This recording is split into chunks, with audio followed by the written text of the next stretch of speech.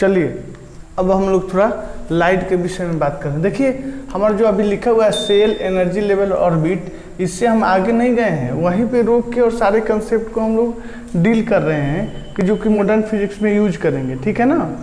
तो हम यहाँ पे ये बताना चाह रहे हैं कि कैसे काम करते हैं, कैसे सोचते हैं।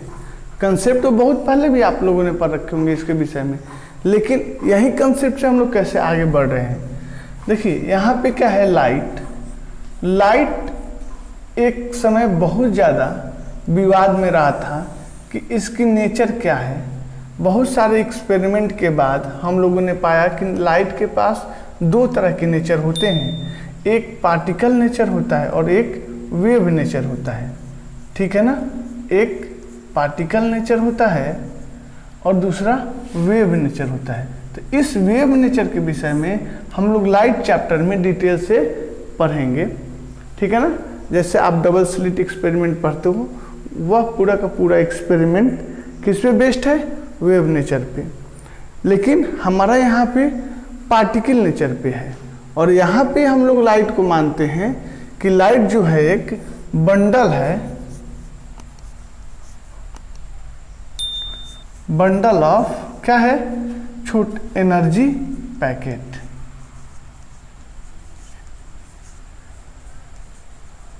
एनर्जी पैकेट मतलब क्या है, लाइट की जो है छोटे छोटे पैकेट ऑफ एनर्जी से बना हुआ है, ठीक है ना। तो बंडल ऑफ एनर्जी पैकेट है, जिसे हम लोग नाम दे देते हैं क्या, फोटॉन, या क्या देते हैं, क्वांटा। समझ में आया, फोटॉन या क्वांटा। ये जो वर्ड लिखा गया था होता है, इस वर्ड का मीनिंग लाइट से ही है, लेकिन किस नेचर से, पार्टिकल नेचर से, ठीक है। तो हम लोगों ने पिछले लेक्चर में देख रखे हैं, पिछले वीडियो में, कि कोई भी अगर हमारे पास मेटल है तो इस पे अगर हम लोग लाइट एनर्जी को फॉल कराते हैं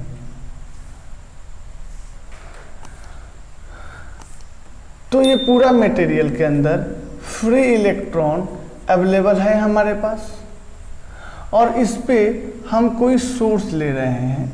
अगर सोर्स मेरा सन है या कोई लैंप है, कुछ भी हो सकता है, उससे light energy Giri in form of photon, और इस लाइट एनर्जी के पास मिनिमम अमाउंट ऑफ एनर्जी इतनी अवेलेबल है कि जिसे ये इलेक्ट्रॉन पाके इस एटम को छोड़ के बाहर निकल जाएगा, मतलब इस मेटल सरफेस को बाहर निकल जाएगा। तो जो ये इलेक्ट्रॉन यहाँ से बाहर निकल के आता है, इसको हम लोग नाम देते हैं फोटो इलेक्ट्रॉन्स, फोटो इलेक्ट्रॉन्स। और ये जो सोर्स जिसके पास एनर्जी इतना अवेलेबल है कि वो इस इलेक्ट्रॉन को निकाल पाए, तो इस सोर्स के पास कितना एनर्जी अवेलेबल है, H इंटू न्यू। मीन्स जो भी अगर कोई बात करेगा हमसे फोटॉन के एनर्जी के विषय में, हम इसे सारा बाकायदा कंसेप्ट वाइज आपको फिर बताएंगे। आइंस्टाइन का जो दिया गया फोटॉन के विषय में रिलेटेड बातें थी, पोस्टुलेट्स थी, प्रॉपर्टी के माध्यम से, तो बताया गया था कि इसके पास जो एनर्जी अवेलेबल होगा H into new, means frequency of क्या, लाइट। जो भी आप लाइट, जो भी मतलब सोर्स यूज कर रहे हो, उसका फ्रीक्वेंसी H क्या है, प्लैंक्स कांस्टेंट। एक्चुअली में इस प्लैंक कांस्टेंट का वैल्यू 6.63 इंटू 10⁻⁻34 जूल सेकेंड होता है। ये यूनिट बहुत ध्यान से रखना है, क्योंकि कितने बार मेडिकल और जेई में पूछ रखा है कि प्लैंक कांस्टेंट जो है उसका हमारा क्या होगा, डायमेंशन क्या होगा। तो आप इसका डायमेंशन बता सकते हैं अगर यूनिट पता हो तो, ठीक है। ओके, अब हमें पता चल गया कि इतना एनर्जी चाहिए, लेकिन ये इलेक्ट्रॉन निकलेगा इस सरफेस को छोड़ के, उसके लिए ज़रूरी है क्या कि जो ये इलेक्ट्रॉन को जो यहाँ के आयन इसे बाउंड करके रखे हैं, एटलीस्ट उतना तो एनर्जी दिया जाए, है ना, उतना तो एनर्जी दिया जाए। तो जो ये एटम का प्रॉपर्टी है इस इलेक्ट्रॉन को बांध के रखने के लिए, उस प्रॉपर्टी को हम लोग बोलते हैं क्या, वर्क फंक्शन। और ये क्या है, यह मिनिमम अमाउंट ऑफ एनर्जी है इस इलेक्ट्रॉन को फ्री करने के लिए। मतलब अगर आपसे पूछा जाए कि बताओ वर्क फंक्शन क्या है, तो बताओगे कि ये हमारा प्रॉपर्टी है मेटल का। कैसे डिफाइन करते हैं, तो ये क्या है, it is the minimum amount of energy to escape the electron from the metal surface. Okay, metal surface से बाहर आने के लिए मिनिमम अमाउंट ऑफ एनर्जी है। तो अगर एचन्यू आप एनर्जी है सोर्स का और इलेक्ट्रॉन को चाह रहे हो आप निकालना, तो ये बात तो आपको समझ में आ गई होगी कि इस एचन्यू का वैल्यू या तो हमें ज़्यादा रखना पड़ेगा, किससे, वर्क फंक्शन फाई नॉट से। अगर फाई नॉट के इक्वल रखोगे तो ये मेटल सरफेस के ऊपर ही रहेगा, इससे बाहर नहीं आ पाएगा। तो इससे ज़्यादा दोगे तभी जाके बाहर आ पाएगी। ठीक है, एचन्यू क्या है जी, फिर बता रहे हैं, फोटोन की एनर्जी है। ठीक है, ओके। जब हमें पता चल गया कि अगर ऐसा होगा तो ये सारे फिनोमेना हो सकते हैं, एनर्जी इतना मिलेगा तो ये फिनोमेना होगा। तो इस ओवरऑल जो इस सोर्स के द्वारा एनर्जी गिरना और इलेक्ट्रॉन का निकलना मेटल सरफेस से, इसको ओवरऑल हम लोग बोलते हैं फोटो इलेक्ट्रिक इफेक्ट। फोटो मतलब समझ गए, लाइट से ही रिलेटेड है, फोटोन, फोटो इलेक्ट्रिक इफेक्ट बोलते हैं, फोटो इलेक्ट्रिक इफेक्ट बोलते हैं, फोटो इलेक्ट्रिक इफेक्ट बोलते हैं। ठीक है, अच्छा मेरा एक पॉइंट है बच्चों, ये बताओ आप कि अगर हमने इसका एनर्जी एचन्यू मतलब फोटोन का एनर्जी एचन्यू मात्र इतना दिया कि यह इलेक्ट्रॉन जस्ट बाहर आ पाए, तो कितना होगा, फाई नॉट। इससे बाहर देंगे तो ये मेटल सरफेस को छोड़ पाएगा, अगर जस्ट इतना दोगे तो ये मिनिमम तो चाहिए ही इस मेटल सरफेस के से जस्ट बाहर आने के लिए, समझ रहे हो। तो ये जो मिनिमम अमाउंट ऑफ एनर्जी जो दोगे, ये इस बात पे डिपेंड करेगा कि फ्रीक्वेंसी क्या है। क्या है जी, फ्रीक्वेंसी क्या है। तो अब पहले बातें समझ में आपको नहीं आ रही होगी कि फ्रीक्वेंसी का मतलब क्या होता है, सर बार बार फ्रीक्वेंसी यूज करो। अभी थोड़ी देर में फ्रीक्वेंसी का भी मतलब बताता हूँ। अभी समझना है कि फ्रीक्वेंसी ही एक रेस्पॉन्सिबल फैक्टर है इस लाइट में, जो कि इसके एनर्जी को डिसाइड करता है। ठीक है, और जिन बच्चों को पहले से पता होगा, गुड। तो अब यहाँ से इस फ्रीक्वेंसी को बोलते हैं थ्रेशोल्ड फ्रीक्वेंसी। क्या बोलते हैं, थ्रेशोल्ड फ्रीक्वेंसी। तो कोई पूछता है कि थ्रेशोल्ड फ्रीक्वेंसी क्या होता है, तो आपको बताना होगा, it is the minimum amount of energy at which electrons just escape the metal surface. ठीक है, अब देखें, तो थ्रेशोल्ड फ्रीक्वेंसी निकालने के लिए आपके पास फार्मूला भी आ गया। क्या होगा, वर्क फंक्शन को प्लैंक्स कांस्टेंट से डिवाइड कर दो। ठीक है, प्लैंक कांस्टेंट से डिवाइड कर दो। ओके, अब थोड़ी सी बात देखते हैं। देखिए, ये जो फ्रीक्वेंसी होता है,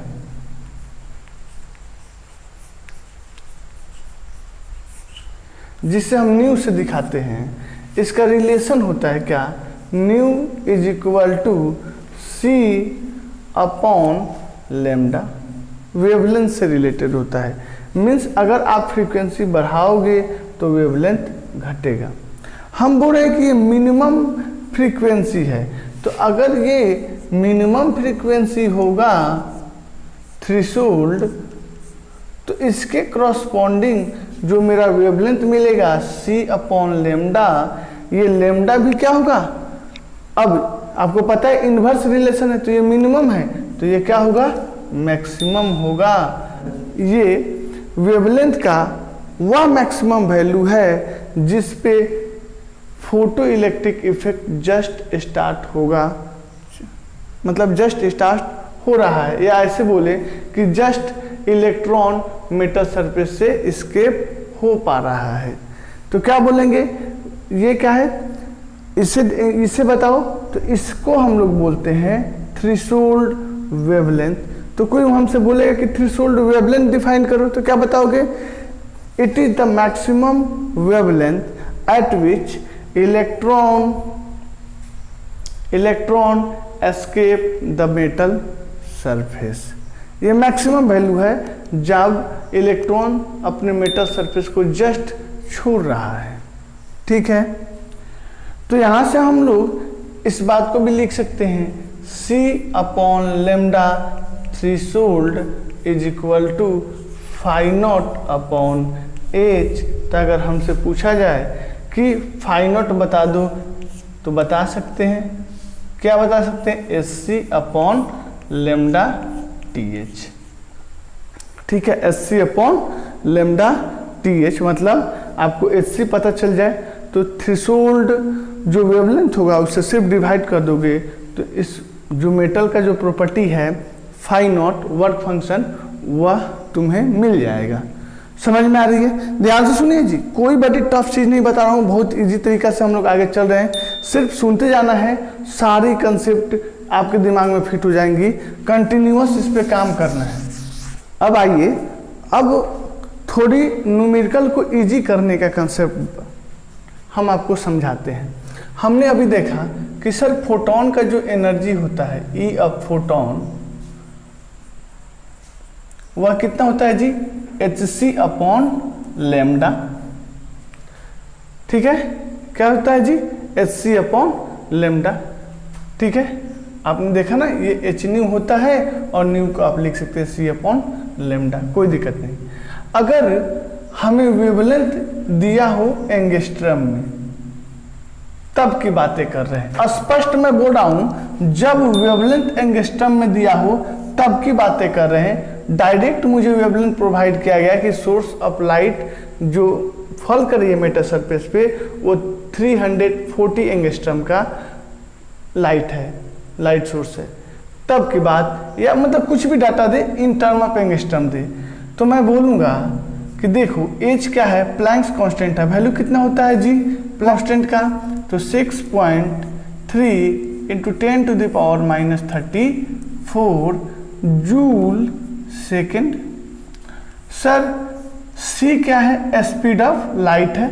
देखिए एक्चुअली में स्पीड ऑफ लाइट क्या होता है, तो जो भी फ्रीक्वेंसी है इसमें वेवलेंथ से मल्टीप्लाई कर दो। क्यों सर, फ्रीक्वेंसी का यूनिट अगर बोला जाए तो 1/सेकेंड होता है, और वेवलेंथ का बोला जाए तो मीटर होता है, और हमें पता है मीटर पर सेकेंड इज गिवन बाय कैसे, स्पीड ऑफ लाइट, और स्पीड का मीटर पर सेकेंड यूनिट होता ही है।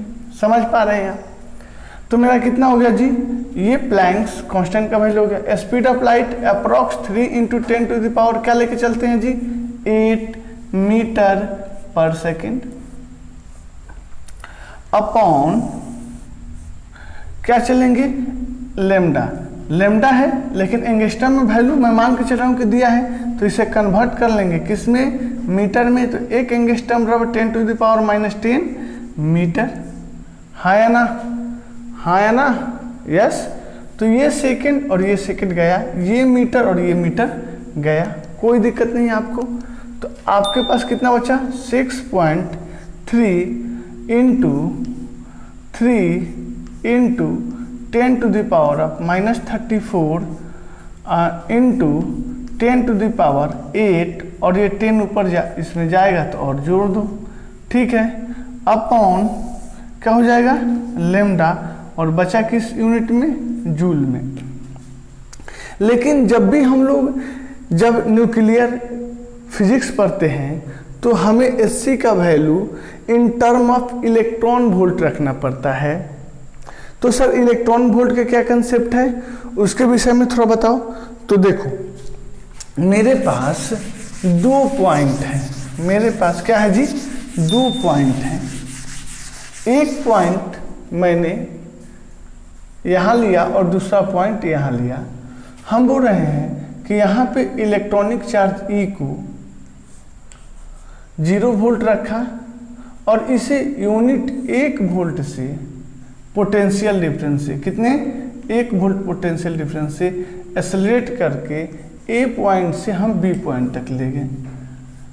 और ऐसा करने में जो एनर्जी मुझे सप्लाई करनी पड़ी उस एनर्जी को ही बोलते हैं 1 इलेक्ट्रॉन वोल्ट।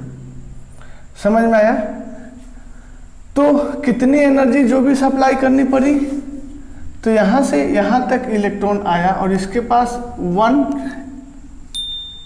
पोटेंशियल डिफरेंस का मैंने मेंटेन करते हुए एक्सेलरेट किया, तो जो भी एनर्जी आया इसके पास, ठीक है ना, तो मैं बोलूँ कि 1 इलेक्ट्रॉन वोल्ट यहाँ पे इस इलेक्ट्रॉन के पास एनर्जी हो गया है।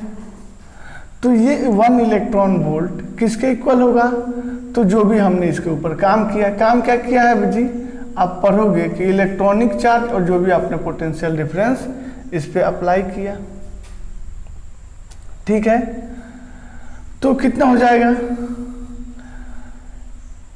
इलेक्ट्रॉनिक चार्ज 1.6 इंटू 10⁻⁻19 कूलम इस इलेक्ट्रॉनिक चार्ज का वैल्यू, और वोल्टेज कितना रखे हो जी? 1 वोल्ट। तो ये कूलम इंटू वोल्ट, फिर आप देखोगे इलेक्ट्रोस्टैट में इसका यूनिट हो जाता है जूल। तो हम क्या बोल सकते हैं कि 1 इलेक्ट्रॉन वोल्ट क्या होता है? किसी भी इलेक्ट्रॉन के पास जो energy 1 unit potential difference create करने से डेवलप हुआ, मतलब 1 electron volt is equal to 1.6 into 10⁻⁻19 joule. आगे रिलेशन, तो अगर इलेक्ट्रॉन वोल्ट में बदलना है तो यहाँ 1 जूल के इक्वल क्या रख सकते हैं? 1 जूल। तो ये पूरी की पूरी टर्म इधर डिवाइड हो जाएगी, तो जूल को हटाया तो यहाँ पे लिखा 1/1.6 इंटू 10⁻⁻19। आगे पूरा, अब यूनिट क्या मेरा रहा? Electron volt. पूरा आप कैलकुलेशन करना तो आपको पता चलेगा कि पूरे इस टर्म का वैल्यू कैलकुलेटर में पुट करके देखना, आपको आएगी 12,431 upon lambda electron volt. Means आज के बाद अगर फोटोन की एनर्जी निकालनी हो और वेवलेंथ दे रखी हो इन टर्म ऑफ एंगस्ट्रॉम, तो 12,431 को डिवाइड करना है, जो भी दिया गया वैल्यू होगा वेवलेंथ का। समझ में आ गई? इसमें कोई दिक्कत नहीं होनी चाहिए आपको। अब थोड़ी सी बात करते हैं हम लोग सोर्स के विषय में, मीन्स जो फोटोन प्रोवाइड करा रहा है, जो भी जहाँ से भी जिस भी सोर्स से हम लोग लाइट रेडिएशन ले रहे हैं उसके विषय में थोड़ी सी बात कर लेते हैं, फिर अपना काम को आगे बढ़ाएंगे।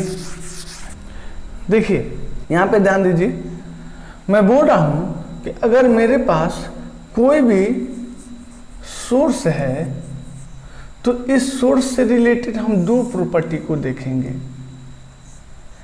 एक तो प्रॉपर्टी मेरे पास जो होगा, बार बार मैं बोलूँगा इंटेंसिटी, और दूसरा जो मैं बोलूँगा बार बार उसे बोलूँगा फ्रीक्वेंसी। ठीक है, तो ये इंटेंसिटी क्या होता है? तो देखिए मैं एक यहाँ पे आपको डायग्राम से समझाने की कोशिश कर रहा हूँ। मेरे पास एक मेटल प्लेट है और इस मेटल प्लेट को मैंने एक यहाँ पे डिवाइस लगाया जिसे बोलते हैं अमीटर। क्या करता है जी?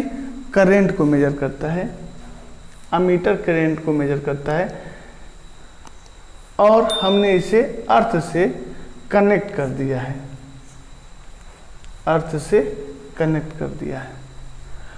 अब हमारे पास एक सोर्स ऑफ लाइट है, आप जिसे भी लेना है ले लो, लैम्प, सन, जो भी लेना है आप ले सकते हो।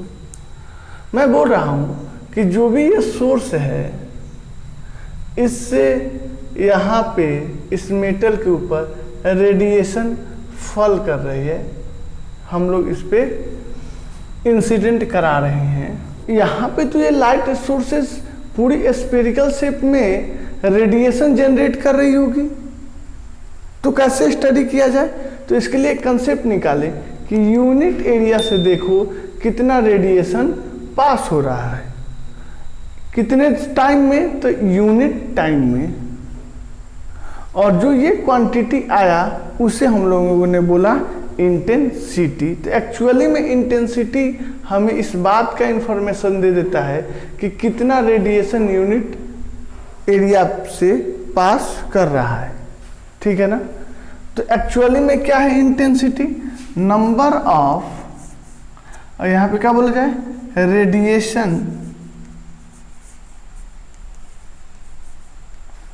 Number of radiation per unit area per unit time, ठीक है। और इसे हम लोग डिनोट करेंगे आई से। समझ रहे हैं आप? अब हम बात कर रहे हैं इस फ्रीक्वेंसी का। ये फ्रीक्वेंसी क्या होता है? देखिए, ये सोर्स का प्रॉपर्टी होता है। आपने एक बार सोर्स को फिक्स कर दिया, ये किसका प्रॉपर्टी होता है जी? प्रॉपर्टीज ऑफ सोर्स होता है। और ये रिलेटेड कैसे होता है? वेवलेंथ से रिलेटेड होता है, C/λ। और हमें पता है कि जो वेवलेंथ होता है वही रिस्पॉन्सिबल होता है किसके लिए? हमारे कलर चेंज होने के लिए। तो अगर मुझे फ्रीक्वेंसी चेंज करना होगा तो कैसे चेंज कर सकते हैं? हम इस वेवलेंथ को चेंज करके। और वेवलेंथ कैसे चेंज कर सकते हैं? तो जो भी मेरा सोर्स है उसका कलर चेंज करके। तो मेरे पास लैम्प जो मिलता है मार्केट में, वहाँ पे हमें एक ऐसा मिलता है जहाँ पे स्विचिंग का ऑप्शन देता है। आप स्विच को मूव करके अलग अलग कलर के रेडिएशन को फॉल करा सकते हैं, मीन्स अलग अलग फ्रीक्वेंसी को आप मेंटेन कर सकते हैं। या आप क्या कीजिए, इस सोर्स को हटा दीजिए, मान लीजिए अभी लैंप है, इसको हटा दीजिए, बल्ब लगा दीजिए, बल्ब को हटा दीजिए, सनलाइट ले लीजिए, तब भी ये सोर्स को ही आपने चेंज कर दिया, तब भी हमारा फ्रीक्वेंसी चेंज हो जाएगा। तो फ्रीक्वेंसी चेंज करने का मेरे पास उपाय जो भी था मैंने आपको समझाया, इसी माध्यम का मैं यूज करूँगा अपने पूरे चैप्टर में। इंटेंसिटी जब चेंज करना हो तो कैसे करेंगे?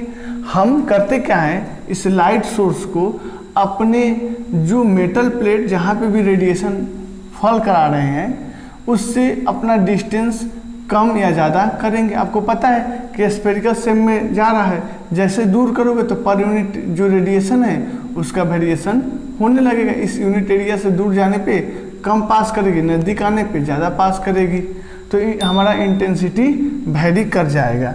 मीन्स अगर मुझे फ्रीक्वेंसी चेंज करना होगा तो मुझे क्या करना पड़ेगा? वेवलेंथ को क्या करूँगा मैं? चेंज करूँगा। डेट मीन्स कलर को चेंज करूँगा, या सोर्स को चेंज कर सकते हैं, या सोर्स को ही चेंज कर दो, सोर्स चेंजेज। या दूसरा क्या उपाय है इंटेंसिटी को चेंज करने का कि आप क्या करो, change the distance, change the distance between source and metal plate, between source and metal plate. क्या जी? Metal plate. समझ पा रहे हैं? तो हमारी काम बन जाएगी। मतलब इंटेंसिटी को चेंज करना होगा तो डिस्टेंस चेंज करेंगे, और फ्रीक्वेंसी को चेंज करना होगा तो सोर्स को ही चेंज कर देंगे या उसके वेवलेंथ को चेंज करेंगे। अब थोड़ा सा डिफिनीशन समझते हैं वेवलेंथ का। देखिए, वेवलेंथ होता क्या है? एक्चुअली में कोई भी जो हमारा मानते एक पार्टिकल है ये, और ये आगे की तरफ मूव कर रहा है एज अ वेव, ठीक है।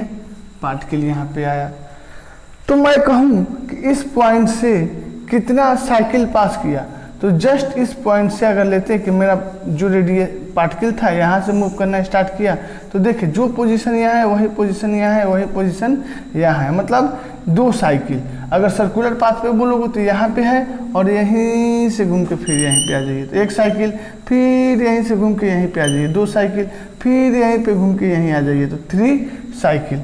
तो अगर इस सर्कुलर मोशन के आधार में पे बोला जाए तो रिवॉल्यूशन,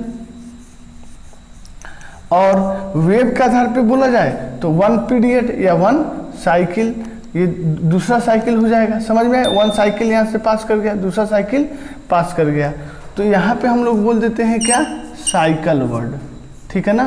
तो क्या बोलते हैं फ्रीक्वेंसी का डिफिनीशन, कि फ्रीक्वेंसी क्या होता है सर, तो आप बोलोगे नंबर ऑफ साइकिल या रिवॉल्यूशन क्या, पर सेकेंड। हमेशा सेकेंड में लिया जाता है। अगर मिनट में देता है तो सेकेंड में आप कन्वर्ट कर लो, आवर में देता है तो आप आवर को सेकेंड में कन्वर्ट कर लो।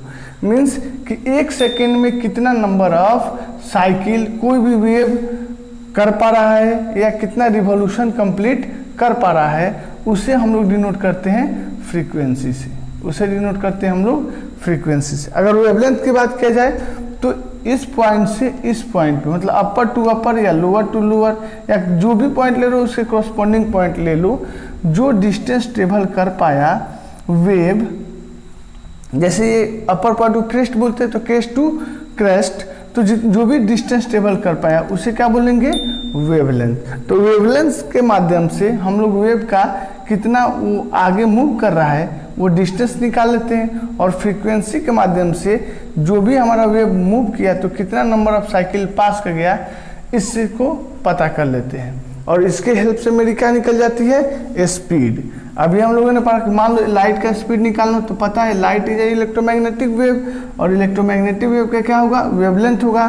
तो मुझे उसका डिस्टेंस पता चल गया और उसका फ्रीक्वेंसी पता चल जाए तो पर यूनिट टाइम मुझे पता चल गया।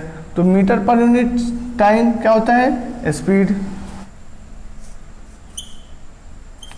क्या मुझे पता चल गया जी, स्पीड ऑफ लाइट, या फोटोन बोलोगे तो स्पीड ऑफ फोटोन। समझ में आ रहे हैं आपको, ये पूरी की पूरी कहानी समझ में आ रही है, कैसे हम लोग कर रहे हैं, कोई दिक्कत नहीं होनी चाहिए। अब हम लोग देखते हैं कि इंटेंसिटी को वैरी कराते हैं अगर इस सोर्स का, तो क्या प्रभाव पड़ेगा जो यहाँ से इलेक्ट्रॉन निकलेगा। दूसरा बात कि अगर फ्रीक्वेंसी को चेंज कराते हैं तो क्या प्रभाव पड़ेगा जो यहाँ से इलेक्ट्रॉन निकलेगा, उसके विषय में।